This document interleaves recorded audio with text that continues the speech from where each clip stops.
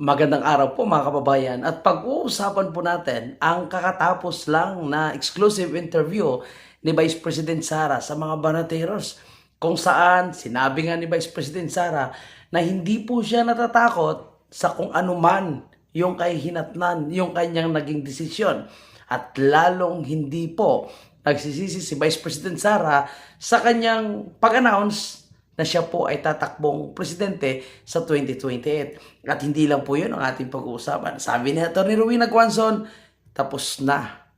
Nung nagdeklara si VP Sara, tapos na yung laban. Ibig sabihin, kahit yung kanyang mga kaalyado na mga pinklawan na ngayon ay nakikipagsanib puwersa sa gobyerno o sa administrasyon ni Bongbong Marcos ay walang panalo kay Vice President Sara. And syempre, pag-uusapan po natin yung bagong survey din, mga kababayan, na lumabas. Naku po, kahit binabato ng binabato ng binabato, dinudurog ng dinudurog, ini-impeach ng ini-impeach, si VP Sara pa rin ang nangunguna sa mga survey na lumalabas. Sabi nga ni VP Sara, hindi niya naman tinitingnan ng survey. Tinitingnan niya yung mga taong nagsasabi sa kanya na laban lang. At last, no, sino yung napili ni Vice President Sara na kanyang makakapartner para sa 2028? Naku po mga kababayan, mukhang sinasabi kasi ni VP Sara, ni-recruit niya. Ibig sabihin, mukhang wala pa sa gobyerno ngayon. Mukhang bata, matapang, at mukhang isang abogado yung kanyang napiling magiging katandim. Naku po, sino kaya? Kasi alam natin, napakarami po yung mga lumulutang na posibleng ma-partner ni Vice President Sara. Siyempre, nandiyan si Bongo, Marcolita, Aimee, Robin Padilla, marami pa. No? And minsan, lumulutang yung pangalan ni Leni Robredo na ngayon ay mukhang nililigawan ni Bongbong Marcos. Anyway, yan po yung ating pag-uusapan. Pero kung kayo po ay bago lang dito sa ating channel, huwag kalimutan mag-like and huwag kalimutan mag-subscribe na rin po tayo, mga kababayan po natin. Okay, unahin po natin dito yung tanong po ng mga Banateros patungkol po sa naging remarks ni Vice President Sara. Sabi nga ni VP Sara, hindi siya mag-a-apologize kay Bongbong Marcos dahil hindi nga naman nag-apologize itong si Bongbong Marcos sa kanyang ginawa. Siyempre ginawang pananakot, no? Yung threats, yung pambubudol, yung pambabastos, at itong hinayaan ni Bongbong Marcos na ipa-impeach ng kanyang mga alipores itong si Vice President Sara. So, tama lang, no? Na walang dapat hingi ng tawad itong si Vice President Sara dito po kay Bongbong Marcos. Anyway, wag na natin patagalin ito, mga kababayan po natin. Ito, puntahan po natin ang ilan sa mga naging highlight sa naging exclusive interview ni Vice President Sara dito po sa mga Banateros. Okay, panoorin natin itong mga highlights ha. Hindi po ba kayo natatakot na sa pagsalita niyong ito ay malalagay sa alanganin ng inyong buhay? Hindi na ako takot kasi kasama na yun sa desisyon ko na posibleng gagawin sa akin. In fact, sinabi na nga sa akin noon na meron naman talagang plano na mga ganon. So, hindi na ako takot kasi yan ang ating Vice President. Yan ang ating magiging presidente. Matapang, maisog. Hindi po natatakot sa mga banta sa kanya. Lalong-lalo na sa impeachment. Ako po, pinagtatawanan lang po sila ni Vice President Sara. At pinapakita ni Vice President Sara na wala siyang pakialam na kahit siya ay ipa-impeach pa dito mga kongresista. Sabi ni Vini Abante, mukhang napakadali lang daw kunin itong 1/3 na votes para po ma-impeach, no? Nila itong si Vice President Sara. I think 105 lang po na boto ang kailangan nila para ma-impeach sila si VP Sara and then matransmit nila ito po sa Senado na magiging impeachment court sa pamumuno nitong si Tota Soto. Pero sabi nga ni VP Sara, hindi po siya takot dahil inialay niya na po yung kanyang buhay sa ating mga Pilipino. So, tuloy tayo dito. ano na yun kumbaga kalakip na yun sa desisyon na ginawa ko. Hindi siya pwedeng mahiwalay doon sa desisyon ko So, hindi pwedeng nag-decide ako tatakbong president, pero matatakot akong patayin ako. Hindi na. So, kinalimutan ko na yun. Wala na yan. Yung Pagka panalo naman, Diyos na ang sasagot nun. Kasi nga sabi ng Diyos, di ba? Magplano man ang tao, pero ako pa rin ang masusunod. So, nagplano ako, natatakbo akong Pangulo. Sinunod ko kung ano yung hinihingi ng taong bayan. Tama. Diyos na ang bahala kung ano yung mangyayari sa susunod. O magiging vengeful. Oo. Wala kasi sa ugali ko yung pagiging vindictive at ano bang tawag dyan? Yung gumaganti. So, So, sabi nga ni BP Sara, hindi siya maghihiganti. Siyempre, kung ang tao naman ay gusto magkaroon ng hustisya, itong panggagago nila sa taong bayan, itong illegal na pagpaparesto nila kay Tatay Digong. So, kahit ayaw ni BP Sara, ayaw niya maghiganti. Pero dahil kailangan nilang may pananagutan sa batas, talagang magbabayad po sila. Hindi siguro si BP Sara yung magka-file ng kaso. Hindi siguro si BP Sara yung maghahabol sa kanila. Kundi yung taong bayan. Kaya okay yan. Tama, no? Si BP Sara mag-focus lang sa kanyang trabaho. Parang ginawa ni Tatay Digong. Trabaho lang, trabaho. Kung may mga kaso, o may kasong i-file yung taong bayan, sila mag-file. Si BP magtrabaho. wala sa history ko sa history ng trabaho ko ang gumaganti. Wala sa ugali ko yon sa pagtatrabaho. Pero ito lang ang sasabihin ko. Hindi pwede na walang managot. Yung nire-recruit ko na Vice President, siya ang magpapanagot sa mga gumawa ng mali sa bayan. Para ako, Oh, sino kaya itong sinasabi ni BP Sara na nire-recruit niya, no? Na maniningil sa mga nagkasala, sa mga magnanakaw sa kaban ng bayan. Sino kaya ito, mga kabayan? Kaya naisip ko agad, hindi ito basta-bastang ordinaryong tao lang. Ito po ay isang matalinong abogado. Yan po yung aking tansya, ha? So, tingnan natin kung tama ako o mali. nakatutok ako sa trabaho ng presidente. Alam naman po natin, bansa natin ngayon is polarized na masyado. At isang ang hesitant ng iba na parang baka pag nanalo kayo, magagantihan lang. Kayo po ba isang magiging presidente na mag-unify sa ating bansa? O magiging vengeful? Oo. Wala kasi sa ugali ko yung pagiging vindictive at ano bang tawag dyan? Yung gumaganti. Kung makikita niyo sa governance ko, noong ako ay mayor ng Davao City, tumanggap din, nung kampanya, tumanggap din ako ng sobrang katakot-takot na banat mula sa naging katunggali ko at the time bilang mayor candidate. Pero nung ako ay umupo, tapos na yun lahat. Nung nangyari nila, ng banat nila sa kampanya, lahat ng sinabi nila, wala na yon.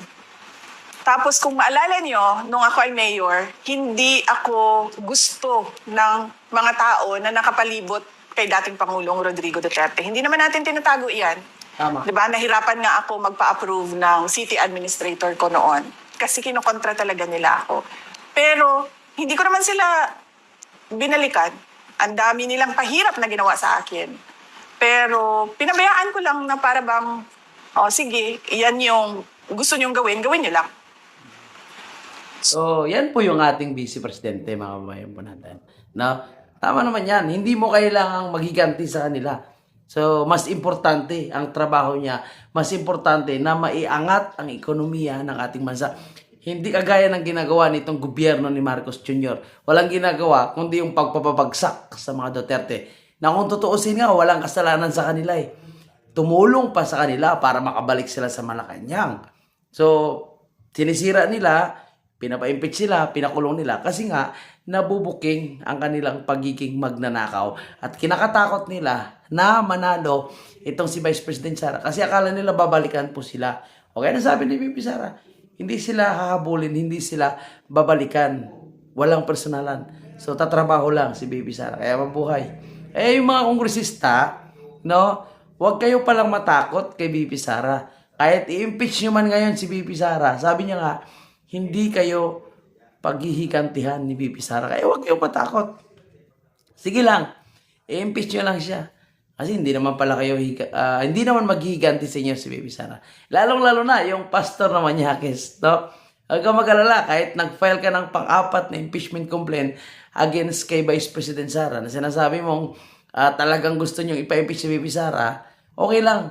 Kasi hindi ka naman pala habulin ni Baby Sara. At yung mga komunista, yung mga komunista na dati pinaglalaban ang karapatan ng bawat ordinaryong Pilipino, kaya ang pinaglalaban po nila ay pera-pera na lang. Bakit?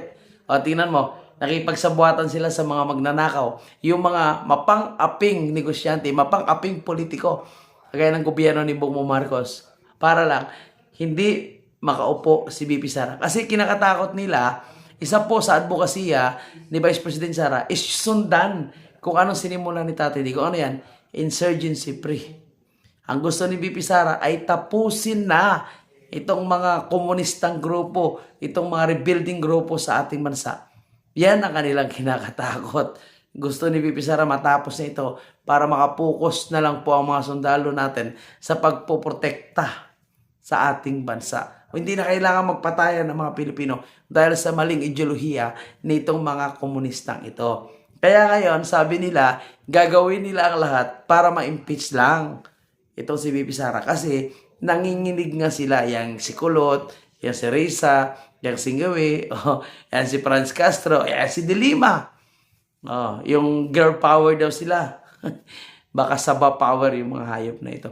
Huwag kayong matakot. Huwag kayong matakot. Sabi nga ni BP Sara, hindi naman po kayo paghihigantihan.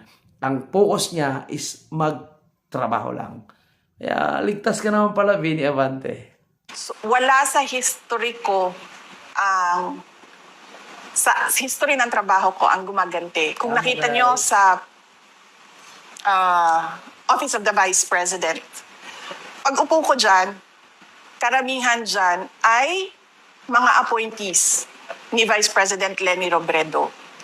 Pero hindi ko sila pinaalis.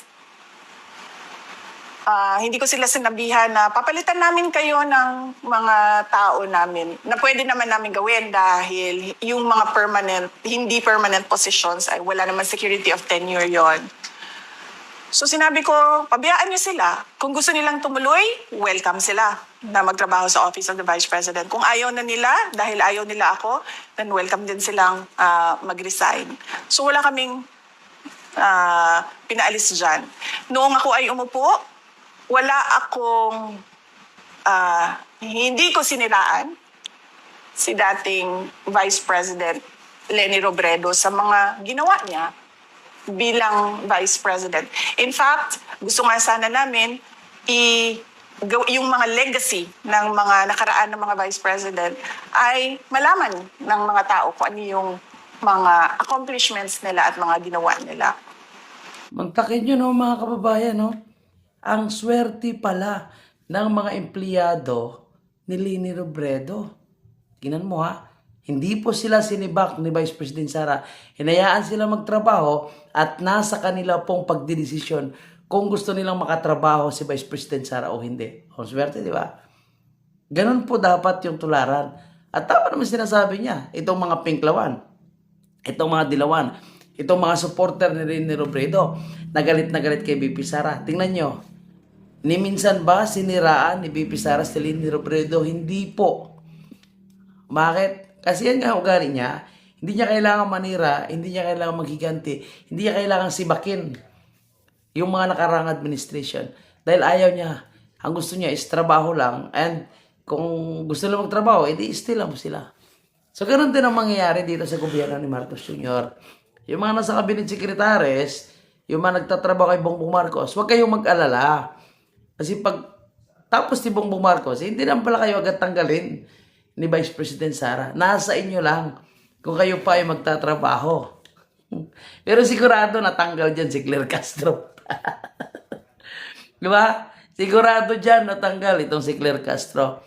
And itong si Torre, ha, mga kabayan natin, malamang hindi naman siya habulin ni BP Sara. Lalo na ngayon, di ba, naglalaylo siya. Pero ang taong bayan yung maghahabol sa kanila. Kaya dapat galingan nila kung paano nila malusutan itong illegal na pag-aresto nila kay Tatay Digong. And lalo na kapag magpalabas ng desisyon ng Supreme Court. So, Lunes, no? Magpala tayo sa Supreme Court. Hindi ko, wala sa ugali ko yon sa pagtatrabaho.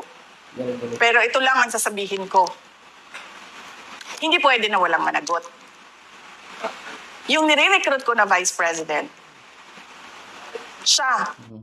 So, abangan natin mga kabayan kung sino po yung nire-recruit ni Vice President Sara na magiging vice niya naman pagdating ng 2028. Nako, parang mas excited ito mga kabayan po natin, no? Mas gusto ko na agad malaman kung sino po yung gusto ni VP Sara na kanyang magiging katandem pagdating ng 2028. Ito pa mga kabayan po natin, no? Although si Leni Robredo ngayon yung pangalawa kay Vice President Sara, pero sabi po ng kanyang kaalyado at solid na pinklawan na si Attorney Rowena Guanzon, mga kababayan, no? Sinasabi niya na tapos na ang laban. So, ibig sabihin, mga kababayan, no? Alam niya na wala talagang kapanapanalo kahit ito pang mga kaalyado niya. Okay. So, tuloy tayo mga kababayan po natin. No? Ito. Okay. Sa survey, no? Sinasabi ni VP Sara, mga kababayan po natin, na hindi siya nagbabase sa survey. Alam natin, napakalakas po ng survey ni Vice President Sara. Pero sabi niya nga, hindi niya naman ito tinitingnan.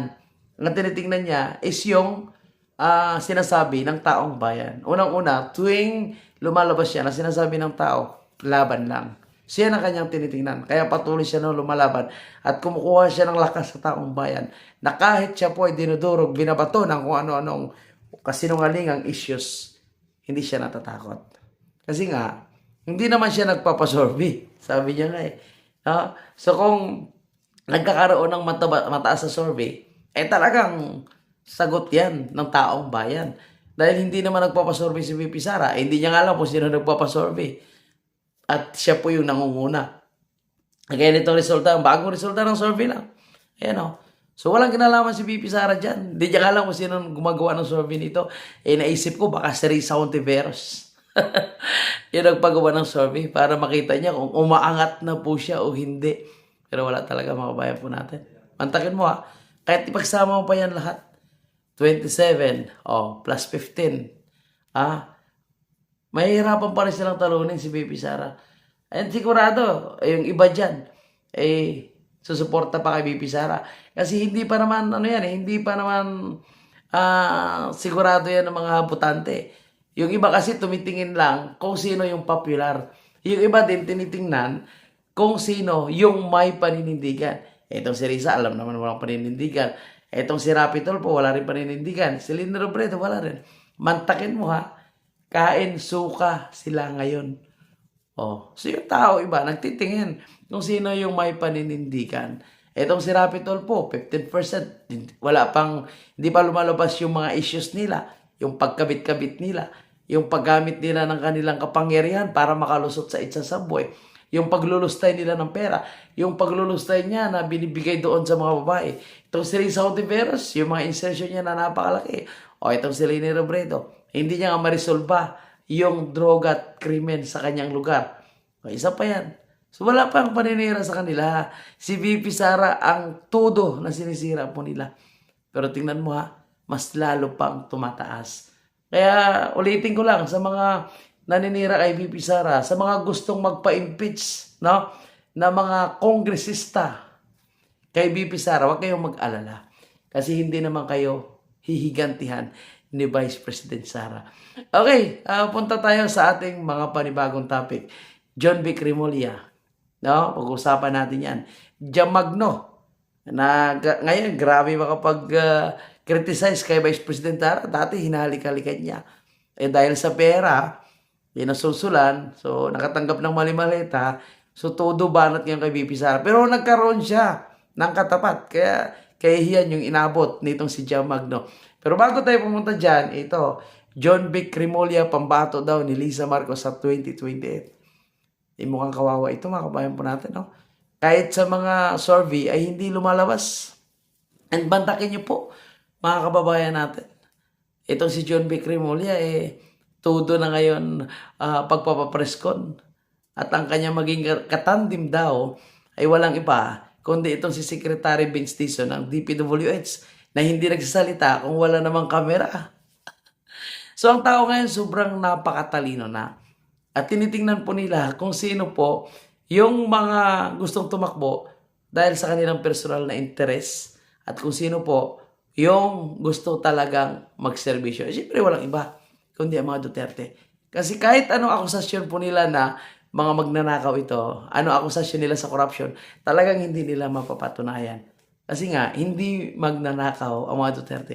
Although hindi naman perpekto. Dahil wala namang tao na perpekto sa buong mundo. Wala namang gobyerno na perpekto. Pero sila po yung pinaka the best na nakikita po natin. And kita mo yan sa Davao kung paano nila pinaganda ang lugar na kanilang nasakupan. And doon umupo si Tatay Digong, ramdam ng lahat yan. Kaya John B. Crimolia, ako po, good luck. Ubusin nyo man yung lahat na ninakaw nyo. Yung mali-maletang diniliver sa bahay ni Martin at ni Bongbong Marcos. Nakikita ko na hindi po kayo mananalo. Kaya punta natin si Jamagno. Sabi ni Jamagno, how I can support a president kung alam kong mas matalino ako. Wow! Alam mo itong si Jamagno, no? May pagkabangag din ito mga kababayan po natin. Minsan, inaangat na lang yung sariling bangko. Napakatalino niya daw. Napaka maayos. Napaka tapat. No? Napakalinis. Pero po siyang ina, di ba? Ilan na ba yung lalaki na dumaan sa kanya? Pinagbubugbog niya pa yung mga jowa niya. Grabe pala ito, mga kabayan po natin. Ito patunay, Ayan. Yung Ilongga na napakatalino, napakatapang. Pero siyempre, pakinggan muna natin itong mga pandalait nitong si Jamagno. I don't think I will see you by the end of 2027 if your idol gets impeached. Did you know that? Did you know that? Sigurado talaga siya, mga kababayan po natin, na mapa-impeach nila daw si Vice President Sara. Alam niya kasi na naglabas na naman ng mali-malitang pera ang kanyang amo na si Tambaloslos. Kaya parang nakakasigurado siya na ma-impeach niya daw si Vice President Sara. Kaya isisave natin ang video ito at ibabalik natin ito kay Jamagno. That if she gets impeached, bisan barangay Kagawa, di siya kadagan. As in, ang yung pinidaganan, pitay president na lang, besh. Aware mo, na? Shout out dyan! Jamagno, shoutout to, no? Grabe makapanlait kay Baby Sara, no? Ito kasi sip-sip ito. Kung sino yung administrasyon, dikit ng dikit ito. Parang linta. Ngayon, dahil nabayaran ni Tambaloslos para umatake kay BP Sara, halos inaaraw-araw, mga kababayan, yung pag-aatake kay BP Sara. Hindi niya alam, marami yung nagmamahal kay BP Sara. Siyempre, isa itong Ilonggang napakatapang. Jam Jessica Magno. Agoy. Hoy, dagol. Ikaw, ano ang nagawa mo sa buhay mo? Grabe, dagol naman to. Jamagno, dagol ka daw. Successful ka? Boy. Utangin na, wala ka nang ginawa kundi ang magsipsip sa lahat ng mga personalidad at sa mga politiko. Aray You mo. are a politician's prostitute. You are a political prostitute.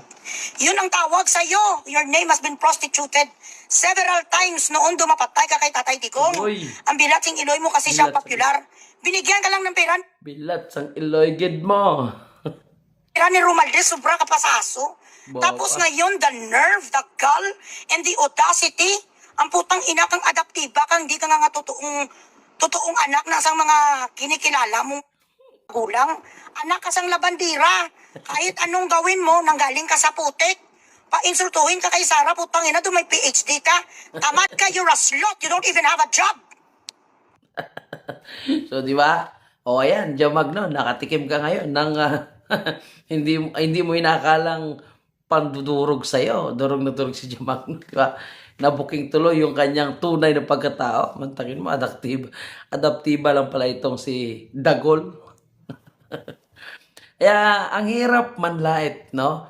Lalong-lalo na, ang kanyang nilalait po si BP Sara. Matalino pa daw siya kay BP Sara. Maganda pa daw siya. Kapal ang mukha po siya. Alam niyo mga kababayan po natin, walang pinagkaiba itong si Jamagno dito. Ayan. Kay Lisa Tanas.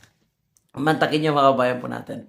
Sa sobrang kaba nila, nung araw na nag-announce si VP Sara, kanya-kanya po sila labas ng mga statement. Kagaya dito sabi niya, napaka-ambisyosa daw, palamura, walang respeto. So yun ang kanyang pagka-describe sa ating Vice Presidente. Iyang tanong natin, sino ba yung walang respeto? Sino ba yung napaka-bastos at napaka-ambisyosa? Di ba sila? Sila ngayon nanligaw kay VP Sara eh. O tapos ngayon, sisirain nila, awayin nila dahil nakuha na nilang gusto nila. Anong tawag dyan? Ambisyosa. Ito, malakas din itong mamura. Walang respeto. Ilang beses na po yan na videohan, no? Na binabastos niya. Magkain, tinatapon na yung pagkain, tinatapon yung kutsara. So, ano yung sinasabi niya respeto? Kumbaga, yung kanyang pinagsasabi nitong si Liz Satanas ay bumabalik sa kanya. Swerte nga, napakaganda yung picture na ini-edit sa kanya. Oh. Ang ganda ng picture dyan, di ba? Pero ang tunay, nakita niya naman ang kanyang pagmumukha. Okay, nang bahala dyan kung anong klaseng may pagmumukha ang si Liz Satanas na napaka-ambisyosa mga kabayan natin. So, punta naman tayo dito sa celebration nitong EDSA People Power Revolution. Alam niyo mga kababayan po natin, itong EDSA People Power Revolution, ginagawa na lang ito ngayon na negosyo ng mga dilawan. Mantakin mo, ang kanilang pinaglalaban o yung purpose para i-celebrate itong 40th anniversary ng EDSA People Power upang magbalik tanaw sa pagkikipaglaban nila sa diktador na si Marcos Sr. Natatay na nakaupong magnanakaw na si Marcos Jr. Kung saan, grabe ang ninakaw nila sa flood control project. Pero nakapikit ang mata ng mga dilawan ngayon. Sino ang kanilang tinatarget? Si Vice President Sara. Ginagamit nilang confidential fund na galing kay Bongbong Marcos din naman. Trap pala yun. Ginagamit nilang confidential fund paulit-ulit. Ito, 125 million na ginastos naman ang tama ni Vice President Sara kumpara sa nilustay mula sa flood control project na napakaraming pera po. Pero nakapikit ang kanilang mata. Mantakin mo, bawal daw magsigaw ng Marcos resign. Kasi nga, sila lang yung nag-iisang grupo na binigyan ng permit ng PNP. So, exclusive yung permit sa kanila. Ano ibig sabihin yan? Government-sponsored yung rally na ito ng trillion piso mark. So, napagkasundoan namin na i-deny yung kanilang permit dito, hindi na sila kasali para walang gulo. So, deny ang lahat na permit ng sino mang grupo na mag-rally sa EDSA. Exclusive para sa trillion peso. Ngayon, yung mga iba na malakas ang loob na mag-rally tapos wala ng permit, they have to deal with the security forces natin. Siyempre, public order and safety concern yan, binibigay na namin sa kanila. Kami, yung TUC-LGU, magbibigay lang at tatanggi sa permit na ina-apply. Yun lang ang posisyon namin. Sir, curious lang po, bakit ang trillion peso march ay nabigyan ng permit yung PBI? Was it... Ganito yun sinasabi ko nga, lima yung nag-apply. Ngayon, parang hindi naman practical na 5 stage ang itatayo rito. So, we agreed and instructed them, talk among themselves, Mantakin nyo mga kababayan, hindi daw practical na 5 stage yung itatayo. Bakit sila ba yung gagastos? Diba? Kung 5 stage yung itatayo, yung gagastos dyan ang organizer. Kung nire-respeto nyo yung karapatan ng bawat Pilipino na maglabas ng kanilang hinaing, mag-celebrate kung sila mag-celebrate nitong EDSA People Power Revolution, hindi kayaan nyo sila. Dahil, respeto yan. Bakit kailangan eksklusibo sa kanila? Ibig sabihin, para sa kanila lang yung permit. Ibig sabihin, sila lang yung may pagkakataon na makapag-rally. Kasi nga, tinan mo yung logo na binibilugan. Bagong Pilipinas. Kasi nga, sponsor dito ni Bongbong Marcos ang gagawing rally sa EDSA. Kaya nga, pinagbabawalan po sila magsigaw ng Marcos resign. Pero pwede yung impeach Sara at Sara resign. O, di ba? Ang kapal ng pagmumukha nila, mga kabayan po natin.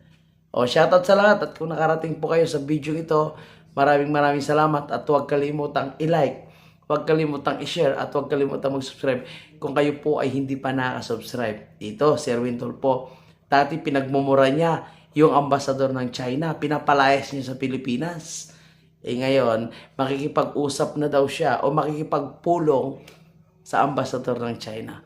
Ano kayang kinain itong si Rapi Tulfo? Itong si Erwin Tulfo, no? Nag-grandstanding, parang kapareho lang ng kanyang kapatid na si Rapi Tulfo na nagtapang-tapangan tapos biglang lumambot. Diba? Kasi nga, unang-una, hindi sila sinuportahan ng Malacanang. Kasi mantakin mo, galit na galit sila sa embahada ng China. Si Bongbong Marcos at si Lisa Marcos nandun, no, nakikipag-dinner, nakikipag-meeting sa ambasador ng China. O, kasama pa mismo ni, ni Lisa Tanas. Kaya wala silang magawa. Mga asong ulo ni Bongbong Marcos hindi nila na-realize na hindi naman sila susuportahan ni Bongbong Marcos kasi nga, unang-una, yung mga investors, yung mga business partner ni Lisa Tanas ay mga Chinese. Nakatira pa nga sa kanyang building, di ba? So, ito pagmamayabang lang ito. Ito kasi mga taong ito, puro lang ingay pero wala naman sa action. Ang ingay sa usapin ng China para magamit nila as diversionary issues against corruption sa flood control. Pero pagdating sa flood control, napakatikom ang kanilang bibig. Ang tawag sa kanila dyan, balat sibuyas. Walang pinagkaiba kay Risa Hontiveros at kay Bam Aquino at Kiko Pangilinan. Napakaingay sa issue ng China, sa issue ng AJK. Gusto pang gawing santo itong si Kian de los Santos na runner naman. Diba? Kaysa dito sa flood control, napakatahimik nila. Kaya mga kababayan pa natin, kahit anong gawin ng mga hayop na ito sa totoo lang, kahit magsanib forsa pa sila, talagang hindi sila magtatagumpay. Hindi sila mananalo kay BP Sara. Kaya na sinasabi ni Atty. Rowena Guanzon, tapos na ang laban. At yan lang po yung ating video. Maraming salamat po. And abangan natin kung sino ang napili po ni Vice President Sara na kanyang magiging katandem sa 2028. Excited kayo, no? Abangan natin yan. Maraming salamat and huwag kalimutan mag-like, share sa video ito.